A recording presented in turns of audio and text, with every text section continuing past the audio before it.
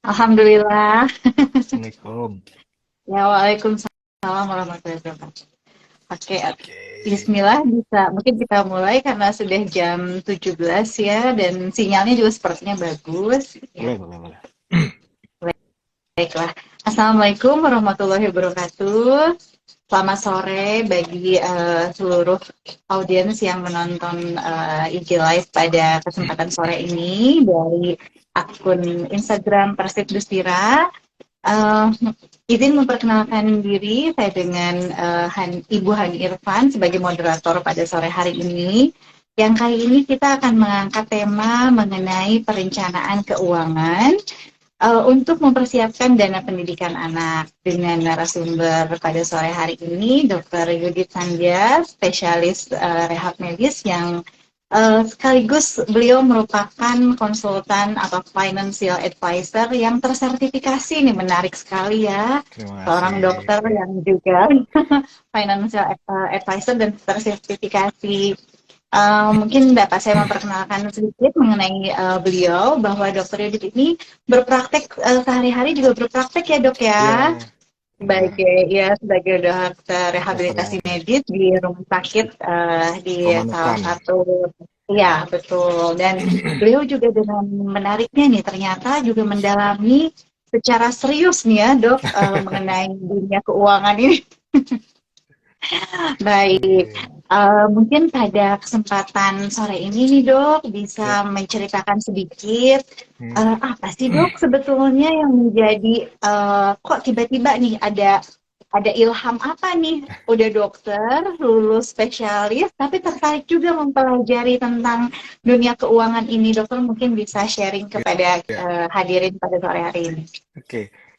Terima kasih banyak Dokter Hani. Selamat sore para peserta IG Live webinar sekalian.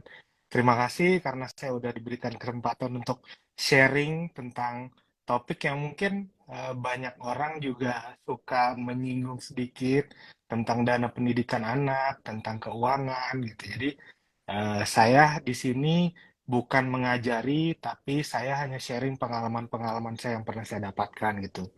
Pertama-tama perkenalkan, saya adalah seorang spesialis kedokteran fisik dan rehabilitasi, tapi juga seorang konsultan keuangan tersertifikasi seperti Dokter Hani bilang. Saya sudah ada di industri keuangan ini kurang lebih sekitar 5 tahun, dok. Jadi memang pada saat pendidikan pun saya sudah terjun ke industri keuangan. Kalau dibilang kenapa sih tertarik ke industri keuangan? Sebenarnya mungkin karena kita tahu sendiri bahwa untuk memanage keuangan itu tidak tidak membeda-bedakan profesi gitu. Jadi semua orang, Betul. semua profesi apapun itu sebaiknya harus bisa untuk memanage keuangan. Utamanya sih keuangan pribadi sendiri gitu.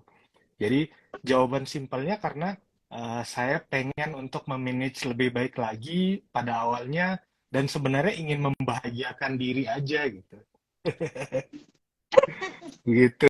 Kalau Karena singkatnya sih passion seperti juga itu ya dong. dok ya. Betul, karena memang tertarik juga sih sebenarnya.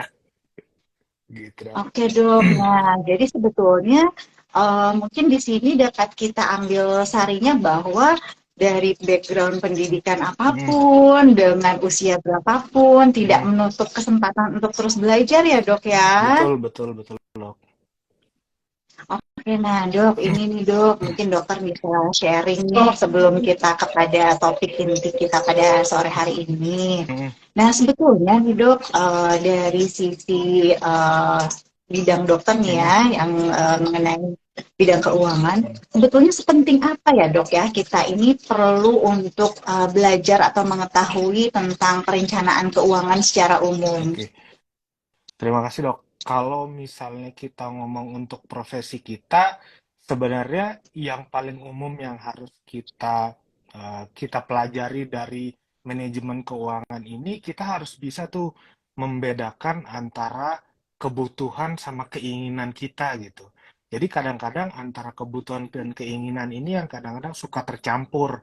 Kalau misalnya suka tercampur, itu yang kadang-kadang jadi bikin pengeluaran kita jadi lebih boros gitu. Jadi kita nggak tahu nih sebenarnya pengeluaran saya ini untuk kebutuhan saya apa keinginan saya gitu. Nah, dengan kita belajar ini, kita jadi bisa membedakan nih keinginan kita apa, kebutuhan apa. Jadi kalau misalnya kebutuhan itu kayak misalnya kita makan 2-3 kali sehari itu kebutuhan.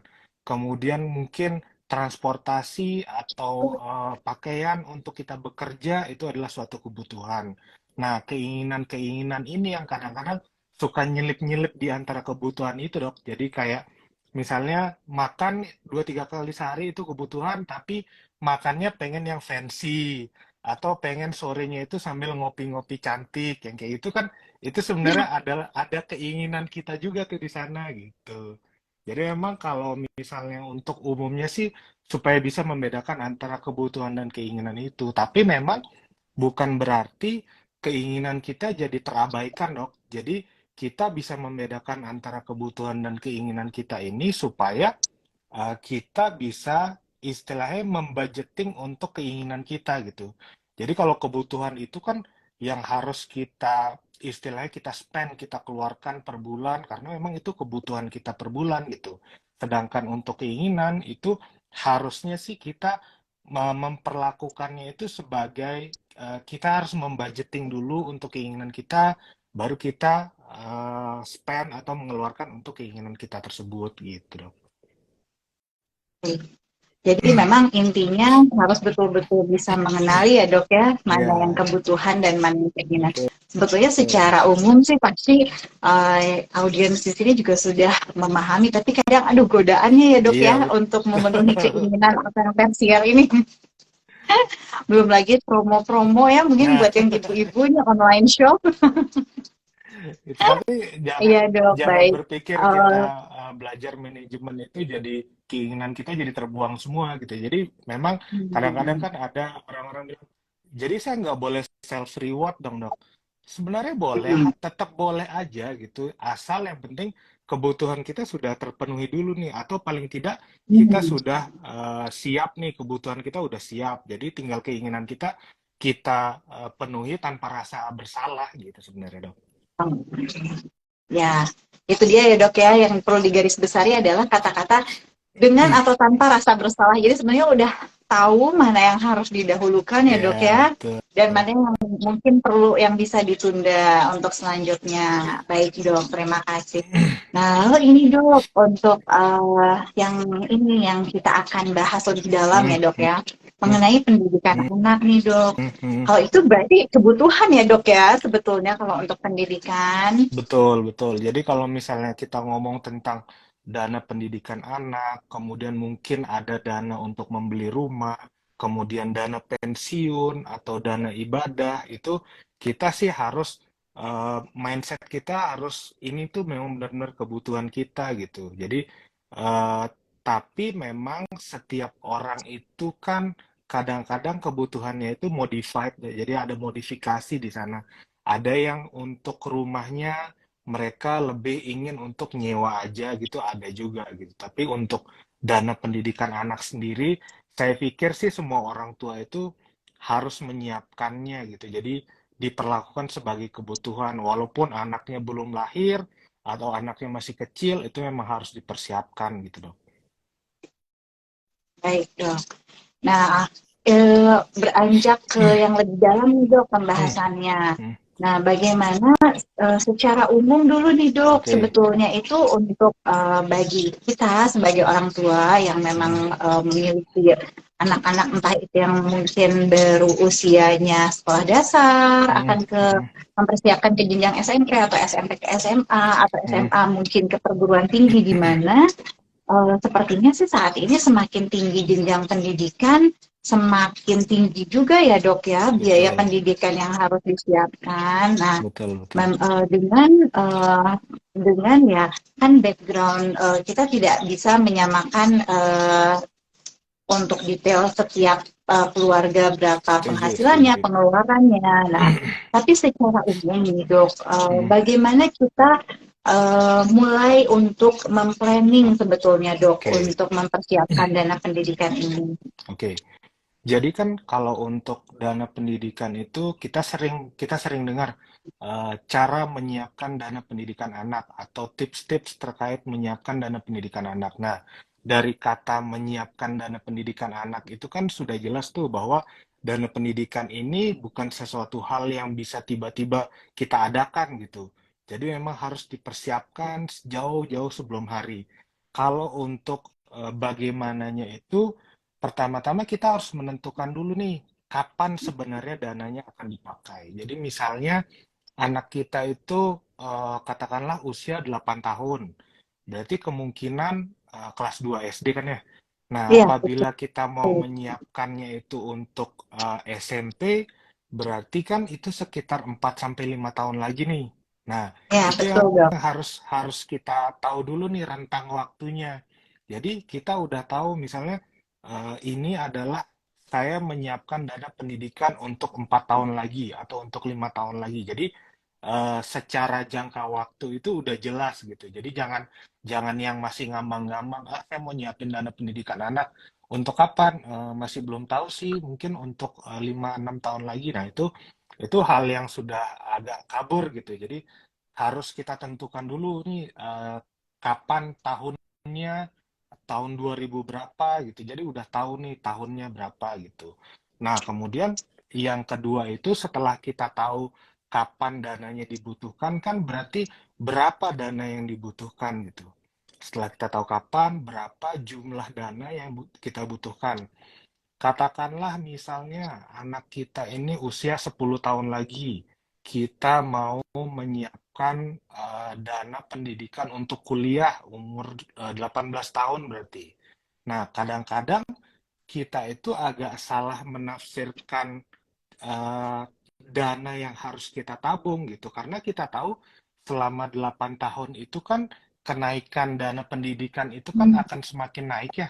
Jadi Ya, misalnya nih sekarang untuk masuk ITB misalnya. Untuk masuk ITB itu butuh 50 juta misalnya. 8 tahun dari sekarang itu mungkin tidak 50 juta lagi tuh dananya gitu. Makanya yang ya, harus ya. kita kita siapkan adalah yang namanya future value. Jadi nilai di masa depan untuk dana tersebut gitu. Nah, kalau misalnya kita ngelihat inflasi untuk pendidikan itu aja kan sekitar 8-10% per tahun. Jadi kemungkinan untuk nilai 50 juta yang sekarang, 8 tahun lagi itu mungkin sekitar 90 juta gitu. Jadi yang Hmm. harus kita siapkan adalah dana yang future value-nya, yang 90 jutanya. Jangan yang 50 jutanya, karena nanti tiba-tiba kita udah ngumpulin nih 50 juta. Ternyata 8 tahun lagi, Pak, Bu, ini dananya sudah menjadi sekian gitu. Jadi kan kita kaget, Oh, oh iya. ternyata dananya meningkat jelas, meningkat signifikan gitu. Nah, itu kan udah nggak mungkin kita mau nabung lagi Betul. karena udah Ya, mepet banget gitu. ya. Nah, itu yang harus kita tahu bahwa nilai future value itu yang akan kita raih, akan kita capai gitu. Nah, Baik, baik. Ya. eh, kemudian kalau sudah kita tahu nih kapan dananya dibutuhkan, kemudian berapa dana yang dibutuhkan sudah kita tahu, yang terakhir itu adalah bagaimana cara menyiapkan dananya. Ini yang Hmm. kadang-kadang suka miss juga antara saya mau nyiapin dananya pakai uang yang sekarang aja atau saya mau pakai saya nanti akan mau jual aset saya seperti itu. Nah, kalau untuk secara umum sebenarnya ada dua cara untuk mencapai dana pendidikan ini. Yang pertama itu adalah menabung memang, kemudian yang kedua adalah mengalokasikan aset seperti yang saya bilang tadi. Jadi kita bahas yang pertama dulu ya. Nah, Baik, kalau dong. kita kalau kita pernah dengar dulu kan kita sering diajarin ya, kalau hemat pangkal kaya, Ya, terus kita suka punya celengan-celengan, kemudian kita punya ya, tabungan di sekolah, terus ada iya, betul. tabungan ada tabungan di bank tapi khusus buat anak-anak, kita sering Iya, nyetor kayak gitu kan. betul, Nah, betul, dok. Iya. nah itu kan sebenarnya memang memupuk untuk kita bagaimana sikap atau konsistensi kita dalam menabung gitu. Tapi memang untuk dana pendidikan anak atau dana apapun yang akan dicapai dalam jangka waktu yang cukup lama, tabungan itu menjadi sedikit beresiko. Kenapa saya bilang beresiko? Karena seperti yang kita tahu tadi kan untuk inflasi pendidikan sendiri itu sekitar 8-10%. Sedangkan Ya, untuk tabungan, kalau misalnya kita jadikan di tabungan itu kan ada yang namanya bunga. Nah, bunga itu betul hampir dok. sama dengan inflasi. Jadi Hmm. pergerakan tabungan, kalau misalnya di tabungan secara umum, itu bunganya itu cuma 0,1 sampai 0,2% gitu. Jadi kalau menurut saya itu angka yang sangat jauh sekali inflasinya antara 0,2 sama 8 sampai 10%. Contoh Jadi berat misalnya, ya dok ya iya, mengejarnya ya.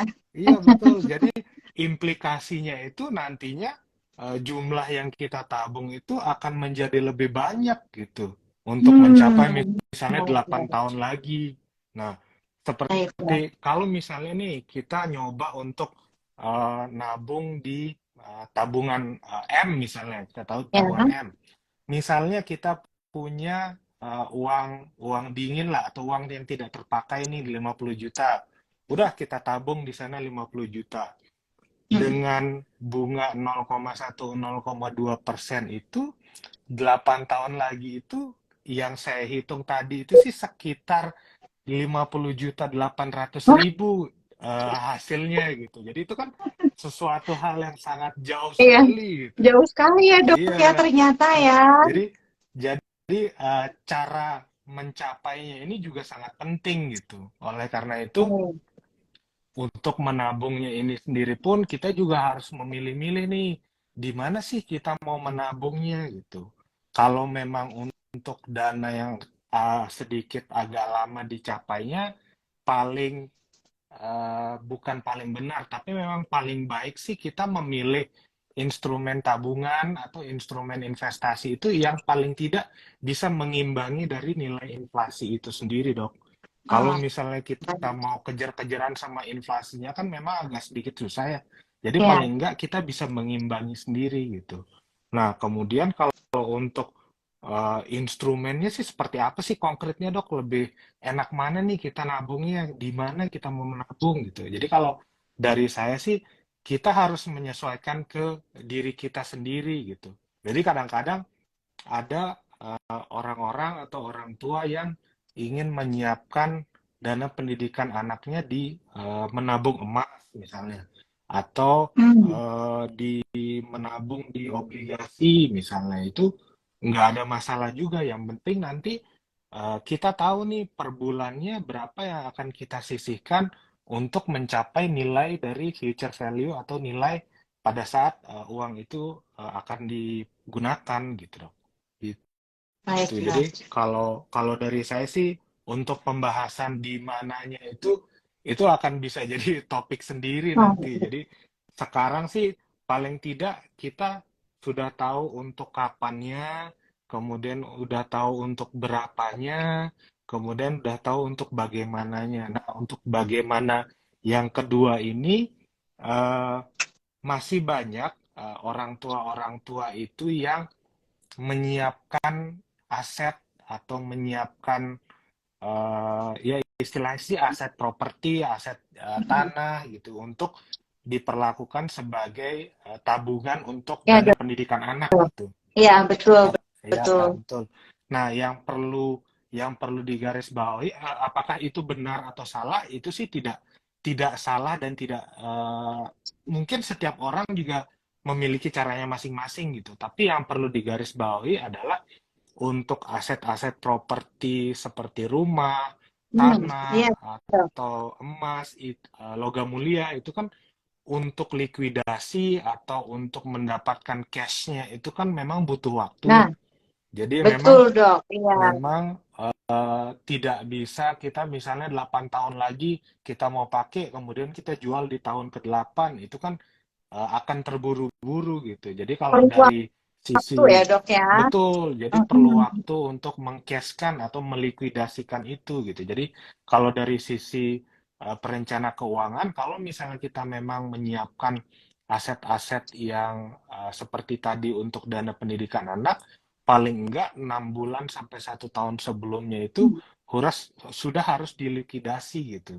Jadi pada saat Betul, betul. dilikuidasi, kemudian memang dana itu akan disimpan memang mungkin di tabungan karena dipakainya mungkin beberapa saat lagi itu sih nggak ada masalah gitu. Jadi Itu sih dalam dok. arti kata untuk Hmm, jika memang orang tua memilih untuk menyiapkan atau alokasi dana pendidikannya dari aset yang sudah hmm, ada, berarti kita juga betul-betul harus memperhitungkan jangka waktu kita untuk menjual atau mengcashkan atau betul, melikuidasi aset kita tersebut dengan waktu atau tempo pembayaran untuk biaya pendidikannya ya dok ya. Karena betul, memang betul dok. sepertinya kayak untuk seperti aset yang tidak bergerak mungkin seperti tanah dan Hmm, rumah juga memang sangat butuh waktu lama ya dok. sangat butuh waktu lama apalagi kan Kalau kalau eh, untuk emas mungkin bisa lebih betul. Kalau untuk emas hmm, sendiri atau ini apakah bisa lebih cepat mungkin ya dok ya ya untuk likuidasinya dibandingkan rumah atau properti mungkin dok. oke. Kalau emas itu kan kita melihat kadang-kadang awam itu melihat emas itu agak ada dua dua jalur nih. Hmm. Emas sebagai suatu perhiasan atau Ya emas sebagai suatu logam mulia gitu. Nah, betul kedua betul betul. kedua hal ini bisa dikatakan hal yang sangat bertentangan gitu, Dok. Jadi kalau Oh, misalnya kita ngomong emas sebagai logam mulia, itu dia untuk kenaikannya itu masih bisa kita takar gitu. Jadi oke ada iya persentase betul. kenaikan yang bisa kita kira-kira perkirakan, oh ini kenaikannya segini gitu. Tapi kalau emas Oke. sebagai perhiasan, itu cenderung nilainya itu stagnan atau malah turun gitu. Oh, Jadi baik kalau dok. kalau misalnya memang kita merencanakan emas sebagai dana pendidikan anak atau dana yang akan dipakai Iya. dalam jangka waktu lama, memang baiknya sih emas itu sebagai logam mulia, bukan sebagai perhiasan gitu.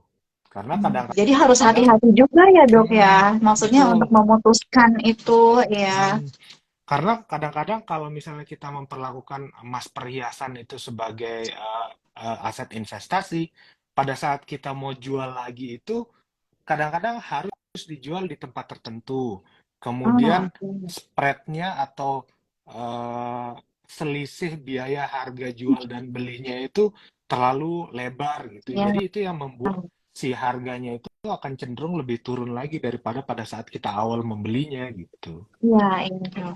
Kecuali Gitu mungkin sih dok. kalau karena begini dok, Hmm. kadang itu ada suatu stigma ya kan, Hmm. seperti yang kita ketahui, pokoknya kalau kita beli emas tuh pasti untung kan naik Ya terus benar gitu tuh. ya. Mungkin Benar benar benar. dan sepertinya kayak zaman dulu sih kalau untuk logam mulia masyarakat belum terlalu melek ya dok ya, nggak seperti Betul betul. sekarang karena mungkin belum belum semudah sekarang akses untuk mendapatkannya. Jadi mungkin Ya. zaman kita dulu, nenek kita dulu, mama kita dulu, kayaknya tuh lebih kayak menabung tuh memang berupa perhiasan, tapi mungkin Ya. setelah dipilih-pilih ya dok ya saat kita menjual mungkin saat dulu 10 tahun yang lalu beli seharga sekian ratus saat Nah, ini mungkin sudah 1 juta tapi ternyata dari nilai dan potongan dan lain-lainnya ternyata ya tetap nggak ya. ini juga ya dok. Iya, karena kadang-kadang kita Nah, sering dikaburkan dengan inflasi tadi, Dok. Jadi dulu belinya hmm, berapa, baik. sekarang jualnya berapa. Sepertinya sih untung sekian Nah, gitu. Padahal ya dok, ya nilai dok. inflasinya juga sekian gitu. Jadi Oh, ya, akhirnya ya, ya, ya, ya. nilainya itu jadi sama atau malah justru lebih Oh rendah iya lagi dong, gitu. baik-baik. Iya ya dok ya, maksudnya kebutuhan pokok harian aja dibandingkan beberapa tahun yang lalu naik ya, Betul, apalagi logam perhiasan dan lain-lain. Tapi untuk secara value sebetulnya ini ya dok ya. Iya nih betul. dok, menarik sekali dok. Ternyata memang harus betul-betul cermat ya dok ya, Betul, gitu. betul, Nah, betul, Dok. ini nih dok, yang yang ingin saya tanyakan lagi nih Hmm, mungkin sama seperti audiens pada sore hari ini. hmm, Ketika kita memiliki anak lebih dari satu, hmm, misalnya anak kita ada dua, ada tiga, hmm, tentunya kan kita hmm, juga hmm. harus lebih ini lagi ya dok ya, lebih Betul, cermat lagi ya. betul, Nah, betul. Apakah misalnya nih dok, berarti dari dokter yang paparkan tadi, sebetulnya kita juga tidak bisa mematok secara sebulan, 2 bulannya dari penghasilan kita, misalnya langsung aja tanpa kita menghitung, oh pokoknya saya mau menyisihkan sekian persen, Ya, tanpa memperhatikan juga kebutuhan yang lainnya gitu ya ya, dok ya, ya, jenis sekolahnya, berapa biaya yang memang harus disiapkan. ya, Jadi sebetulnya memang customize ya dok, setiap betul. orang sepertinya punya pola yang nggak bisa disamakan dengan orang lain ya dok ya. Ya, jadi Baik. jadi kalau memang untuk perencanaan keuangan sendiri, kita itu ada namanya financial check up, Dok. Jadi bukan hanya Gitu. medical check up aja nih yang Oh, harus kita lakukan secara gitu ya berkala. dok. Jadi jadi ada financial check up yang memang harus kita lakukan per tahun gitu. Jadi Oh, kita tahu kita tahu keadaan keuangan kita sekarang itu sehat atau tidak. Kemudian di oh, sana iya nanti dok. akan ada list-listnya nih. Kita tujuan keuangannya Hmm. apa aja.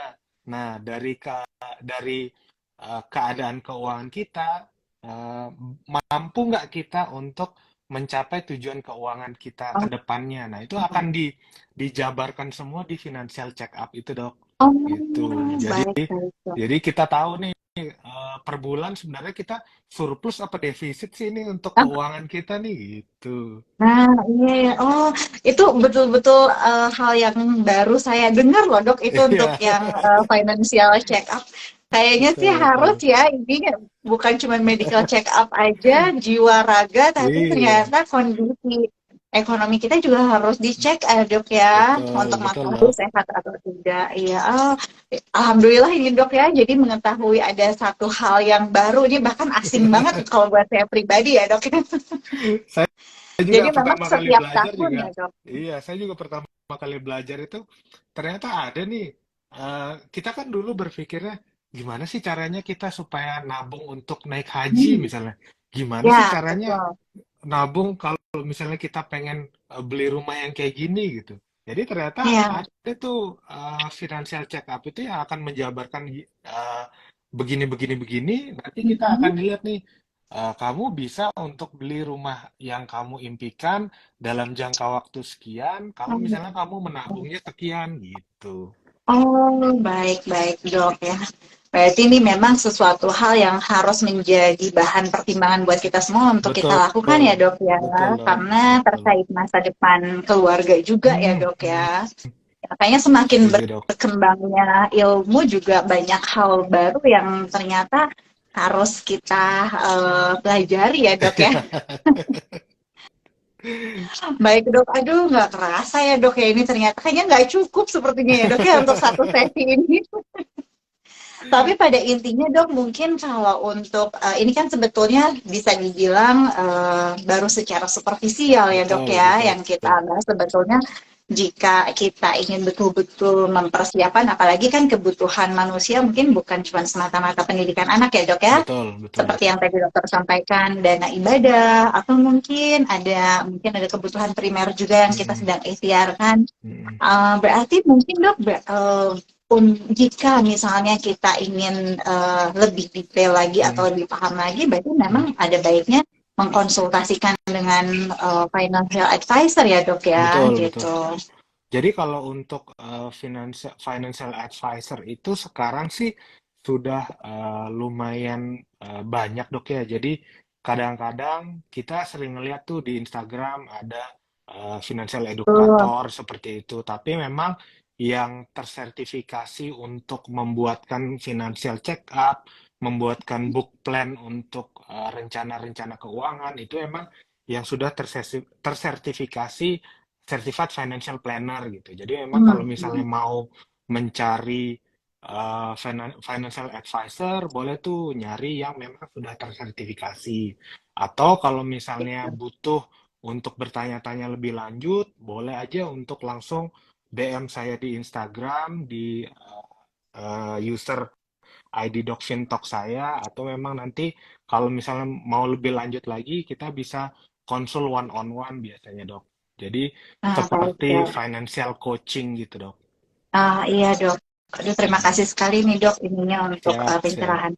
Ini sebetulnya kalau dari chat live belum ada pertanyaan ya dok. Cuman ini Mhm. tuh saya ada beberapa yang memang sempat membahas nih dok karena tahu kita akan membahas topik Ya, tentang ya, ya. ini. Ada beberapa titipan pertanyaan. Siap, siap, Dok, Jadi siap. dok, pertanyaan yang diutarakan ke dokter ini adalah apabila untuk mempersiapkannya sekolahnya memang sekolah yang seperti yang kita ketahui kalau untuk sekolah yang negeri, untuk yang sekolah dari dasar, menengah dan menengah atas, memang untuk biayanya kan beberapa tidak seberat yang swasta ya dok ya. Betul. Nah tapi pertanyaannya adalah apakah tetap perlu kita perhitungkan Hmm, kita tetap perlu membuat perencanaan secara spesifik, walaupun hmm, mungkin bebas uang pangkal, tapi kan ya, pasti dalam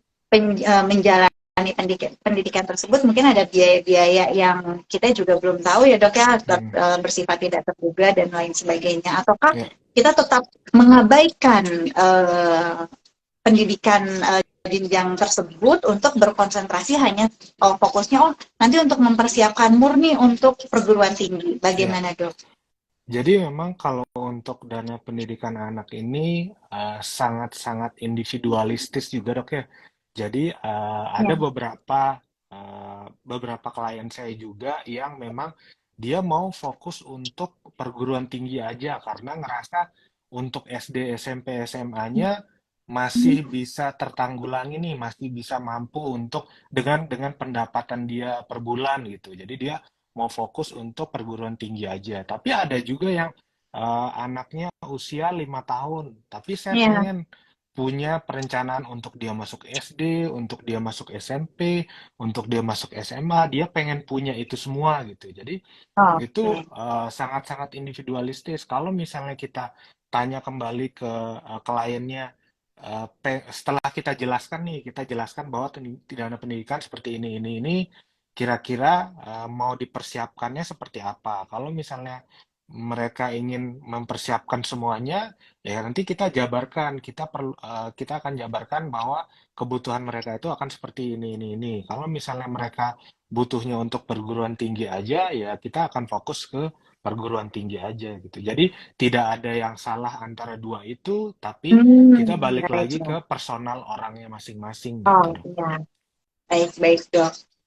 Jadi pada intinya adalah bersifat individualistis, tidak ada yang Betul, betul-betul pakem apakah itu suatu hal yang benar atau salah ya dok ya. betul, Ya, betul loh. baik.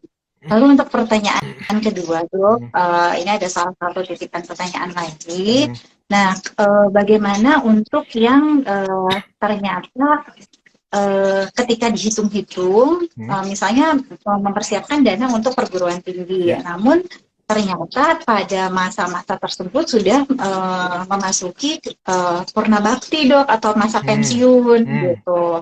Nah, pertanyaannya adalah selain beliau sudah mengetahui juga ya dok ya, bahwa ya, memang sepertinya kalau untuk kasus ini akan sangat lebih baik untuk berkonsultasi. ya. Nah, tapi pertanyaannya adalah apakah dari sekarang boleh menyisihkan yang berupa aset seperti logam mulia atau memang baiknya seperti apa? Karena memang pada saat mulai perguruan tinggi anaknya Hmm, dimulai sehingga sampai masa perguruan tingginya selesai, memang sudah hmm. betul-betul purna bakti, dok. Apakah ada Oke, tips atau trik tersendiri ya, dok? oke. Kalau misalnya kliennya ini atau orangnya ini sudah purna bakti, kemudian dana yang dibutuhkan itu tidak mencapai dana pendidikan yang seharusnya, maka jalan satu-satunya adalah melihat aset-aset yang dia punya, Hmm, kemudian baik. kira-kira apa nih yang bisa dilikuidasi gitu. Tapi kalau misalnya nih kita balik lagi, misalnya dia belum purna bakti, kita Ya. memang menyiapkan pada saat kita aktif bekerja, pada saat kita purna bakti, harusnya income kita itu tidak berubah. Jadi harusnya Hmm, seperti baik, itu. Jadi baik. memang selain untuk menyiapkan dana pendidikan, dana pensiun itu menjadi salah satu yang harus sangat-sangat dipikirkan gitu. Jadi gimana gimana caranya kita walaupun kita sudah purna bakti, sudah pensiun, tapi tetap nih ada income yang hampir sama atau kurang-kurang lebih dikit lah. Jadi istilahnya walaupun kita sudah purna bakti, kita tetap bisa tuh untuk menabungkan dana pendidikan untuk anak-anak mungkin yang masih kecil, yang kayak gitu dong. Kalau Oh, memang baik sudah dok. purna bakti, memang pilihannya adalah kita melihat lagi, kita melis lagi aset-aset yang beliau punyai, kemudian kita lihat yang mana yang kira-kira bisa dilikuidasi. Kalau misalnya ternyata perguruan tingginya butuh cepat, kita lihat lagi yang mana ini yang bisa dilikuidasi secara Oh, cepat gitu dong. baik, baik dok. Duh, terima kasih sekali dok. Ini Ya, semoga siap dok. bermanfaat ilmu atas jawaban-jawaban dari pertanyaan tadi ya dok untuk yang Sama-sama bersangkutan maupun untuk dokter. kita semua. Siap. Betul-betul tidak terasa ya dok. Kayaknya aduh kurang betul dok. Menurut dokter Yudit kayaknya kurang ini waktunya ya. Tapi mudah-mudahan setidaknya membuka mata kita untuk Siap. melihat wawasan. Ini memang sengaja topik ini dipilih karena dalam waktu hitungan bulan biasanya dimulai tahun ajaran baru ini dok. Soalnya Betul, kan udah betul. bulan Mei ya, Juni-Juli sudah Betul. mulai ada masuk ke jenjang pendidikan yang baru. Sekali lagi mungkin saya akan izin untuk meresume ya dok ya Ya, materi pada hari ini. Mohon ralat jika memang ada yang perlu disampaikan dok. Baik bagi para audiens hari ini bahwa ini merupakan materi yang ternyata sangat menarik dan mudah-mudahan membuka wawasan kita bahwa mempersiapkan masa depan itu tidak bisa didadak ya dok ya, memerlukan betul. perencanaan yang matang, terutama pada topik yang spesifik pada hari ini yaitu mempersiapkan dana pendidikan anak, bahwa tidak ada kata terlambat ya dok, tidak Ya, boleh patah semangat. betul, betul. Tidak ada kata terlambat, tapi yang kita harus kuatkan di sini adalah niat dan ikhtiar kita, bagaimana kita mempersiapkan.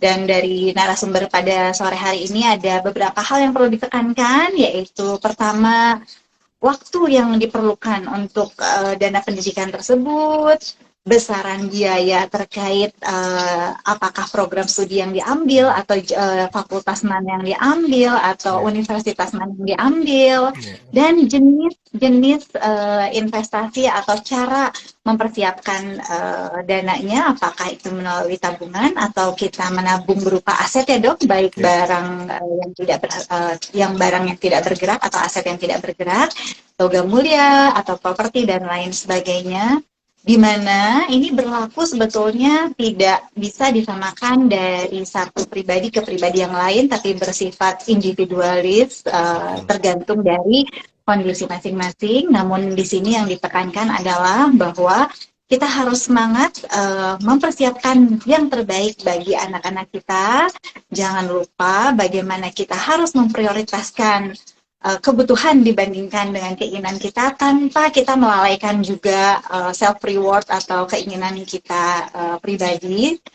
Dan terutama ini ya dok ya, jangan lupa apabila memang memerlukan konsultasi atau untuk melihat bagaimana kondisi keuangan kita sehat atau tidaknya melalui financial check up dengan Betul. tentunya financial atau konsultan keuangan yang harus tersertifikasi ya dok Ya, ya, gitu. betul. Hati-hati sekarang nih, jadi harus betul-betul yang memang ahli di bidangnya. Ya, Lalu yang terakhir mungkin dok ya, jangan lupa untuk senantiasa berdoa dan pasrah kepada Yang Maha Kuasa ya dok. Semoga selalu diberikan kemudahan dan berkah bagi niat baik kita sebagai orang tua untuk mempersiapkan dana dan masa depan anak-anak amin. kita. Mungkin itu dok, Amin. ada tambahan mungkin atau closing statement dari dokter? Ya, terima kasih sebelumnya karena saya sudah diundang nih di Persiti Stira ini. Pengalaman Sami-sami, pertama saya kami juga juga. berterima kasih. Ya paling yang saya tekankan itu paling enggak kita mulai dari sekarang coba deh untuk financial check up sekali aja. Jadi kita bisa tahu nih keadaan keuangan kita seperti apa. Kalau misalnya sudah baik ya alhamdulillah. Kalau misalnya memang ada sedikit yang bolong-bolong, ada atau sedikit negatif, ya itu nanti diperbaiki gitu. Seperti itu sih, Dok. Baik dokter, terima kasih sekali atas Terima kasih, dokter. kesediaannya pada sore hari ini. Sekali lagi, mudah-mudahan Allah selalu melindungi, melimpahkan berkahnya, dan Amin. memudahkan segala niat baik Siap. kita semua. Amin ya Rabbal Alamin. Amin. Terima kasih kepada Dokter Yudit sebagai narasumber kita dan Terima semua kasih Dokter audiens yang Hani. menghadiri IG Live hari ini. Wabillahi taufiq wal hidayah. Wassalamualaikum warahmatullahi wabarakatuh. Oh, dokter, sebelum Waalaikumsalam. ditutup ini ada Ibu Ketua, Ibu Alia Oh mengucapkan iya, terima kasih. siap. Rasanya Ibu, edukasi ini tidak cukup sekali ya, betul ya dok ya? iya. Oh iya, Ibu Alia, saya tadi sempat ngobrol sama Dokter Esther di Jogja. Jadi Oh, beliau bilang temannya Ibu Alia. Dia oh, bilang, oh Masya iya siap dok. Allah. Nanti Oh, saya dunia sempit sampaikan. ya dok, iya. Iya. Ya lalu ini dok, Iya. izin ini ketua ibu ketua seksi dari seksi Pendret, Ibu Dokter Sofia Mira menyampaikan salamnya juga. Ini dok, dunia juga sempit lagi nih dok. Jadi beliau ini sepertinya sempat bertemu sama Dokter Yudit di Lombok apa di Oh Mataram mungkin dok iya dok. dalam satu pelatihan Oh, kayaknya iya. Karena oh sepertinya siap beliau siap. pernah iya pernah. Aduh, Siap sekali siap lagi dok. terima kasih ya dok ya. Ya, Siap dok. Terima satu kasih nuhun mungkin Dokter kita Hani. akan topik selanjutnya barangkali kita ada berjodoh untuk membahas topik lebih lanjut. Siap siap dok. Ya, terima kasih dok. Ya, Assalamualaikum warahmatullahi Waalaikumsalam wabarakatuh. warahmatullahi wabarakatuh.